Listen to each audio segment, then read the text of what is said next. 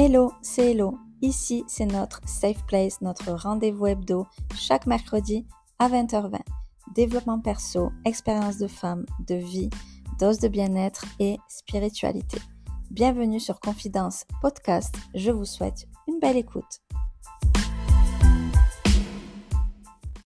On se retrouve dans cet épisode avec ce sujet-là, l'hypersensibilité. En tant que personne sensible, j'avais envie de vous parler un petit peu de tout ça. On va faire la différence entre la sensibilité et l'hypersensibilité. Bien sûr, j'avais envie de vous parler de tout ça parce que je trouve que c'est un sujet très important qui est complètement d'actualité, qui est complètement présent dans notre société, et je pense vraiment aussi que c'est notre société actuelle qui fait cela, qui fait ce trouble-là entre guillemets. Alors ce n'est pas une maladie bien sûr. J'en viens aussi au sujet de l'anxiété parce que il y a énormément de personnes qui ont des troubles de l'anxiété, qui font des crises d'angoisse, etc. Et c'est complètement lié, pour moi en tout cas, avec la sensibilité, l'hypersensibilité, parce qu'en fait je pense que les personnes qui ont ce trouble-là de l'anxiété, qui peuvent faire des crises d'angoisse, etc., je pense que ce sont des personnes sensibles, voire hypersensibles, et je tiens à le dire, ce n'est absolument pas une maladie. Donc déjà, pour savoir la différence, si vous êtes sensible, hypersensible, bon, déjà je pense que vous le savez plus ou moins, mais c'est pas évident parfois de savoir dans quelle catégorie on est, si on est dans la catégorie plutôt sensible, normale entre guillemets, ou plutôt hypersensible, où là ça va être vraiment quand même plus important, plus difficile à gérer, plus difficile à vivre. Surtout voilà, s'il y a de l'anxiété qui s'installe, parce que l'anxiété c'est quand même assez difficile et on va dire plus important que d'être sensible simplement, entre guillemets, je le dis parce que c'est quand même pas évident aussi, la sensibilité. Donc déjà un petit peu les symptômes qu'il va y avoir au niveau de l'hypersensibilité et aussi de la sensibilité, ça va dedans bien évidemment, mais voilà, il peut y avoir ces troubles de l'anxiété, du stress, voire du coup des crises d'anxiété comme je vous le disais. Et pour ces personnes-là, ça peut être très difficile parce que vraiment ça s'apparente à quelque chose de très grave et qui fait peur, style crise cardiaque, etc. Donc c'est assez flippant, mais vraiment il n'y a pas de risque. Si vous en faites, sachez qu'il n'y a pas de risque et que après on va en parler par la suite, comment gérer ça. Et d'ailleurs je vous en parle dans d'autres épisodes aussi, sur l'épisode du bien-être, sur aussi tout ce qui est les affirmations positives, la positivité, etc. Ça va beaucoup rentrer en jeu dans tout ça.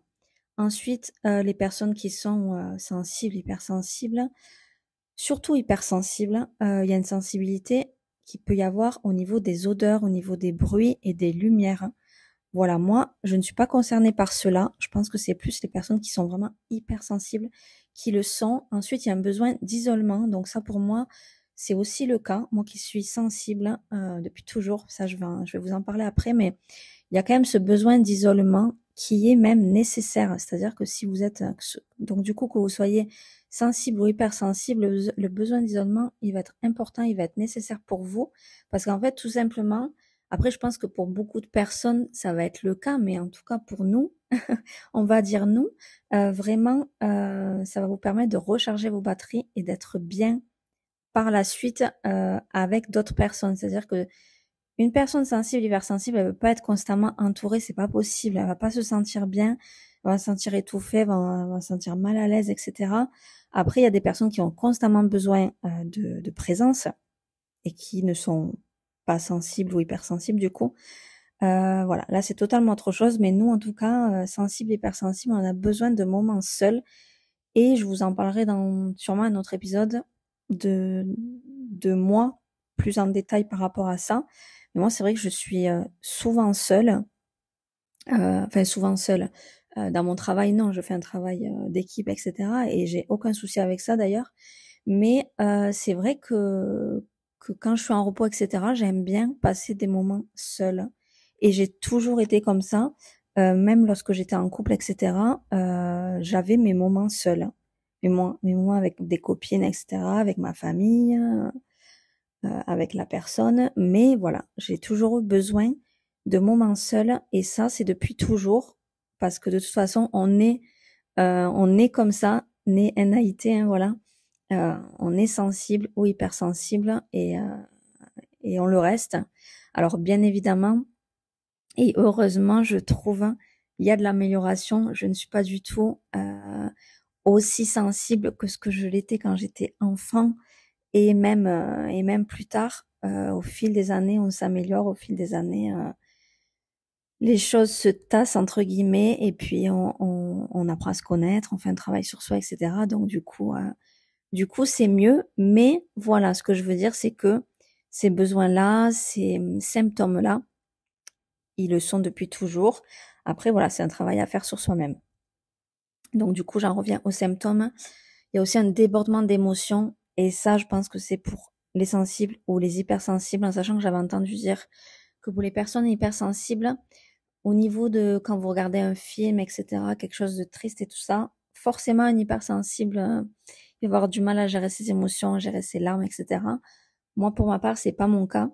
J'ai pas cette sensibilité-là accrue lorsque je regarde quelque chose. Enfin, ça dépend. Ça m'est arrivé aujourd'hui, par exemple, de pleurer devant une série que je connais, un épisode que je connais, que j'ai vu maintes et maintes fois. Donc peut-être que ça m'a rappelé un souvenir, etc. aussi. Mais voilà, j'ai pas pu me retenir, mais c'est quand même assez rare. Ça arrive pas tout le temps à chaque fois que je regarde un film triste ou quoi, voilà. Après, il y a l'empathie qui est très présente, que ce soit pour les personnes sensibles ou hypersensibles. Moi, je suis très empathique. Et voilà, ça, je pense que c'est un trait de caractère aussi.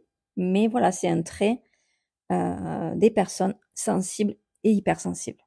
Donc maintenant que je vous ai un petit peu parlé de tout ça, la sensibilité, l'hypersensibilité, pour essayer de vous identifier dans quelle catégorie vous pouvez être, moi c'est ce que j'ai fait parce que j'avais un petit peu un doute par rapport à ça, au terme hypersensible. Je me pensais hypersensible, mais finalement voilà, je suis plus dans la catégorie sensible et comme je vous l'ai dit, voilà, je suis sensible depuis toujours, bien qu'avec les années, je trouve qu'il y a quand même une évolution parce que je fais un travail sur moi depuis plusieurs années. J'ai 35 ans maintenant et c'est vrai que je suis beaucoup moins sensible qu'avant. Comme je vous l'ai dit, voilà, je le suis depuis toujours comme tout le monde. On est comme ça. Je pense d'ailleurs qu'on est comme ça parce que on est tous avec une blessure. Je vous parlerai de tout ça, je vous en ai déjà un petit peu parlé. Le livre de Lise Bourbeau, Les 5 blessures qui empêchent d'être soi-même. Voilà, il y a 5 blessures et on est tous avec une ou plusieurs blessures, souvent au moins 2 blessures bien actives, hein, en sachant que les 5, on peut les avoir, mais voilà. Et moi, celle que j'ai, c'est une blessure du rejet, de l'abandon. Je vous en reparlerai de tout ça. Et je pense que tout ça, c'est lié. Je pense que tout ça, c'est lié, la blessure de rejet, avec, pour ma part, la sensibilité que j'ai et que j'avais quand j'étais enfant de façon assez importante, je trouve. Et je suis persuadée que c'est par rapport à ça. Et du coup, pour vous parler de moi, quand j'étais petite, j'étais vraiment pas hypersensible parce que comme je vous ai dit dans les symptômes, l'hypersensibilité, il y a quand même des choses assez importantes qui me ne correspondent pas par rapport à ce que je vous ai dit sur les bruits, les lumières, etc. Moi, c'était vraiment beaucoup au niveau des émotions, au niveau de la gestion des émotions. Vraiment, je ne gérais absolument pas mes émotions et je pense que ça a pris plusieurs années avant que ça se calme. Mais c'est vrai que quand j'étais petite, quand j'étais enfant, j'étais vachement sensible. C'est-à-dire qu'on pouvait me dire quelque chose de tout à fait anodin, de banal, complètement banal, pour que ça me fasse pleurer à chaud de larmes. Et si je vous parle de cette blessure de rejet, c'est parce qu'aujourd'hui, au jour où je vous parle, je suis persuadée d'avoir cette blessure de rejet puisque j'ai lu ce livre et la suite du livre. J'ai aussi fait un soin énergétique. Je ne sais pas si vous connaissez ça, mais en tout cas, en discutant avec la personne, j'ai eu confirmation que c'est la blessure de rejet qui est le plus ressortie, enfin qui ressort le plus chez moi par rapport à tout ce que j'ai pu lui dire, etc. Et c'est vrai que le souvenir que j'ai j'ai un souvenir qui fait que je suis persuadée que j'ai cette blessure de rejet qui est liée à cette sensibilité. Je me souviens vraiment d'un moment très précis dans mon enfance. Alors, je ne saurais pas trop dire à peu près l'âge que j'avais, mais je pense que j'avais 3-4 ans et c'est assez rare de se rappeler d'un souvenir lorsqu'on est aussi petit. Et en fait, je me souviens que j'étais à un repas de famille et en fait, mon père, alors quand c'est le sexe opposé aussi, c'est normal en fait d'avoir ça parce que souvent la blessure, on l'a, enfin ça dépend quelle blessure, mais en tout cas, il y a des blessures que c'est avec le parent du même sexe ou il y a des blessures que c'est avec le parent du sexe opposé. Et du coup là, c'était mon père, donc du coup le parent du sexe opposé qui m'avait fait une réflexion, bien sûr en rigolant, etc. Mais voilà, qui m'avait fait une réflexion sur moi, sur une mèche de cheveux ou je sais pas que j'avais dans le visage, etc. Donc c'était un truc tout bête et c'est assez dingue que je m'en souvienne. Et je pense que si je m'en souviens, c'est pas par hasard. C'est pas du tout par hasard. Là, j'en viens presque à faire un épisode un peu de spiritualité, parce que je vous parle des blessures, je vous parle de tout ça. Mais c'est vraiment des sujets qui me passionnent et qui vous parleront peut-être, ou pas du tout, parce que ça, j'en ai pas vraiment parlé, j'ai pas trop expliqué ce que c'était et tout ça, les blessures et tout ça. Mais en tout cas, on a tous ces blessures-là en nous et elles vont ressurgir à une certaine période de notre vie pour vous expliquer un petit peu de quoi je parle quand même. Mais voilà, souvent ça ressort et moi c'est quelque chose qui est ressorti il y a peu, il y a quelques années là, ces dernières années.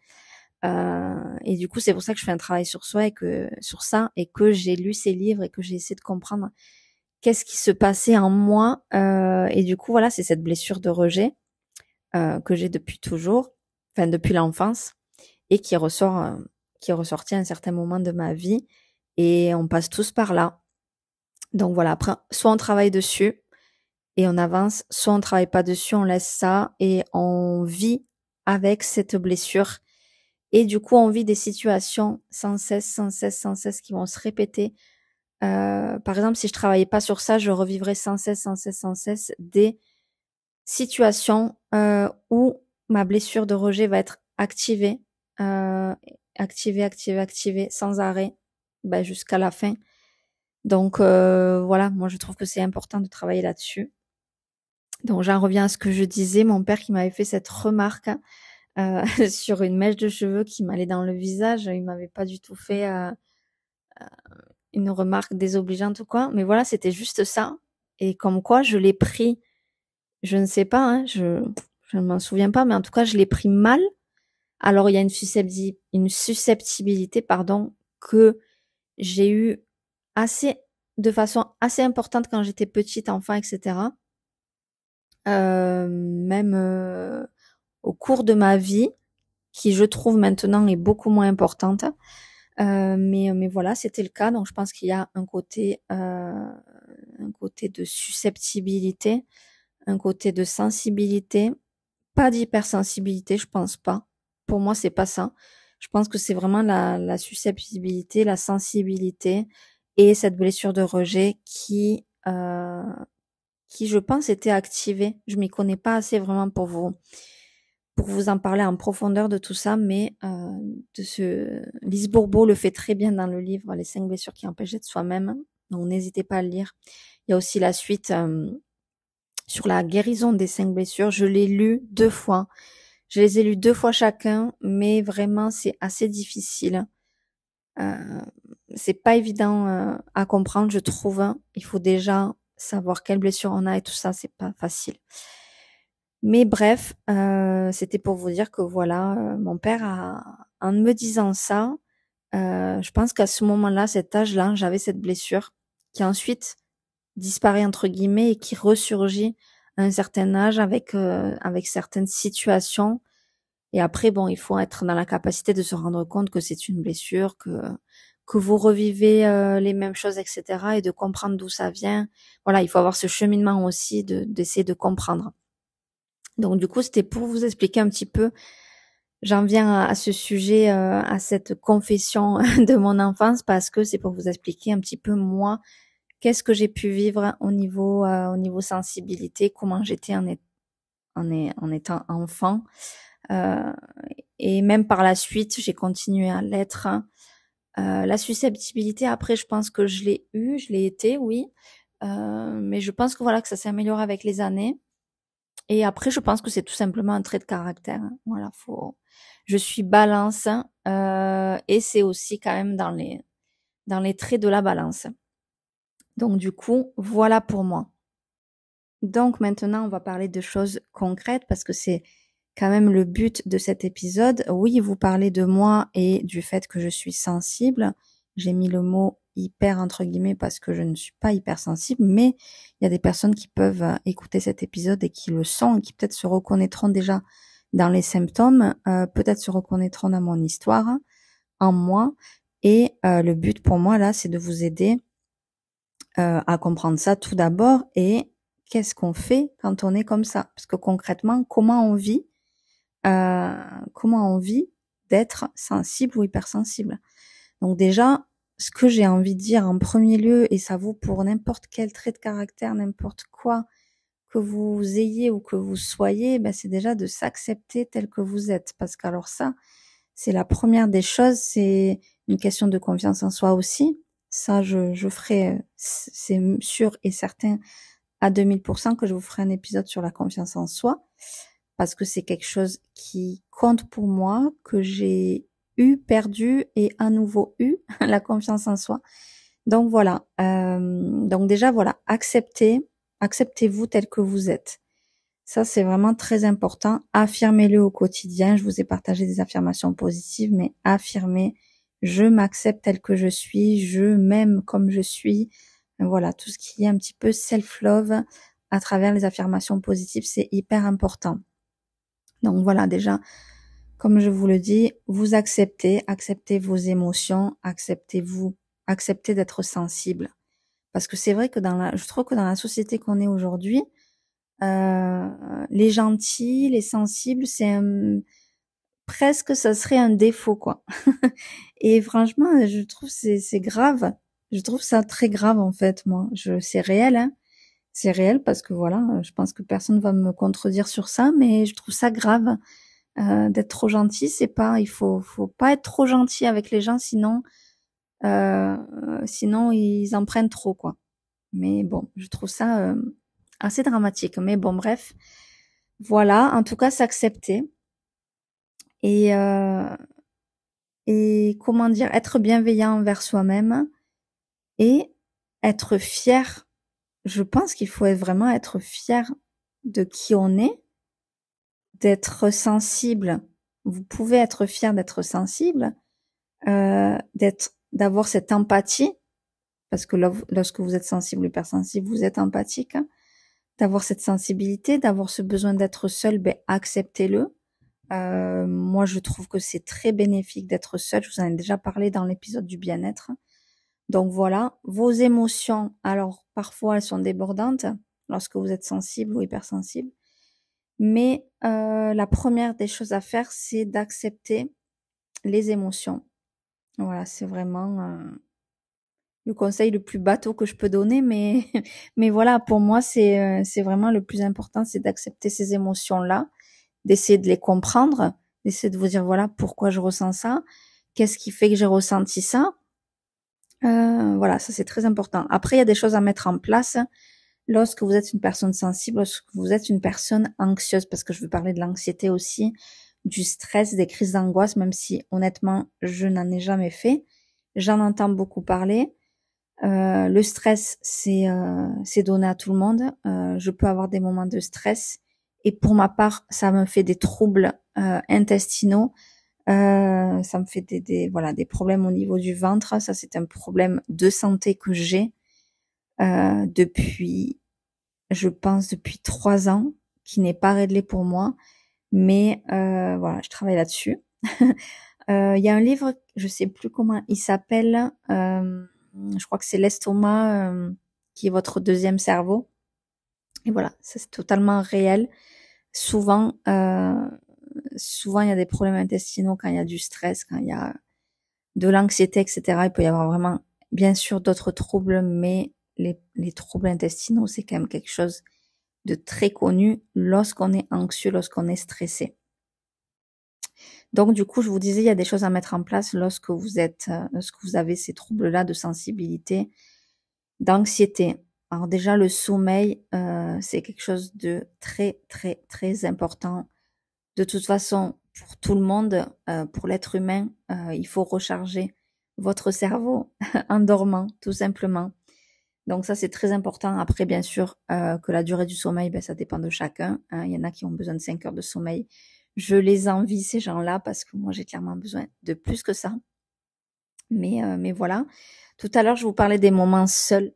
Alors ça, c'est très, très important pour les personnes sensibles, hypersensibles. Et voilà, les personnes qui sont anxieuses aussi, puisqu'elles sont hypersensibles. Comme je vous l'ai dit en début d'épisode. Donc, les moments seuls, ça va vous permettre de recharger aussi vos batteries, d'être bien avec vous-même, de vous apporter des moments de bien-être. Je vous en ai parlé dans l'épisode du bien-être.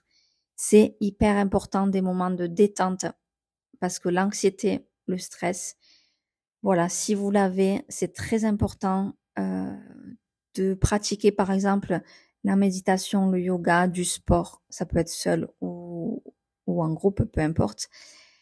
Je pense que des moments seuls dans ces moments-là, ça peut être que bénéfique pour vous. Donc vraiment, je vous conseille cette méthode-là pour atténuer votre anxiété. La méditation, c'est quelque chose de très très bien. La sophrologie aussi. Je n'en ai jamais pratiqué concrètement, mais c'est quelque chose à laquelle je pense. Et si je vous en parle aujourd'hui, c'est un signe pour moi de d'aller tester ça. Mais c'est quelque chose que j'ai beaucoup entendu parler. Mais la méditation, je le pratique. Le yoga aussi, le sport aussi, tout ce qui est écouter des affirmations positives. N'hésitez pas à écouter mon épisode précédent, voilà, sur les affirmations positives, parce que ça va clairement, dès le matin, encadrer votre journée, vous mettre bien, vous mettre du positif dans la tête, et du coup, éliminer du stress, tout simplement. Donc, si vous êtes anxieux, vous avez du stress, sensibilité, hypersensible, tout ça, ça va être très, très bon pour vous. Je vous parlais aussi tout à l'heure de la gestion des émotions. Donc voilà, comment gérer ces émotions, les accepter. Comme je vous ai dit tout à l'heure, c'est vraiment la première des choses à faire, accepter ces émotions pour pouvoir les gérer correctement, les identifier. Comme je vous l'ai dit aussi, identifier ces émotions-là et vous poser des questions. Pourquoi je ressens ça? Qu'est-ce qui a fait que j'ai ressenti ça? Qu'est-ce que j'ai pensé? Les pensées, très important, je vous en ai parlé dans l'épisode sur la manifestation. Mais voilà, si c'est des pensées négatives, transformez-les. Parce que lorsque vous avez de l'anxiété et du stress, forcément, vous avez des pensées. Certainement qu'elles sont pas très positives. Donc ça, vraiment, transformez vos pensées. Je vous l'ai dit dans la vidéo, dans l'épisode de la manifestation. Vos pensées font votre réalité. Donc, lorsque vous êtes anxieux, stressé, etc., transformez ça et tout simplement dites-vous, je suis détendu. Voilà, des phrases comme ça. Je ne suis pas anxieuse, j'allais dire ça, mais il faut pas mettre des phrases à la négation. Donc, essayez de mettre au présent en disant, voilà, je suis détendue, j'ai confiance en moi, je vais bien, je suis en bonne santé, je suis guérie de cette anxiété, je suis guérie de ce stress, je suis guérie de ces crises d'anxiété. Voilà, tout ça, n'hésitez pas en fait à écrire, à dire vos affirmations au présent et à les personnaliser pour vous-même parce que l'épisode que je vous ai fait sur les affirmations, ce sont des affirmations plutôt générales, bien que ça couvre plusieurs sujets, mais n'hésitez pas à faire des affirmations sur ce que vous voulez faire et ce que vous voulez être et les dire au présent comme si c'était déjà arrivé, comme si c'était le cas, comme si vous aviez déjà ce que vous voulez. Voilà. Ensuite, un autre point pour gérer tout ça, ce sont les lectures.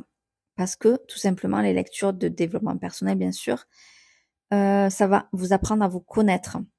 Et potentiellement, si vous apprenez à vous connaître, vous allez pouvoir comprendre pourquoi vous avez ces émotions-là, pourquoi vous ressentez ça, parce que c'est pas toujours évident. Il y a plusieurs livres que j'ai lus, que je vous ai partagés sur mon Instagram Confidence Podcast. N'hésitez pas à regarder les stories à la une. Il y a une story à la une sur les lectures.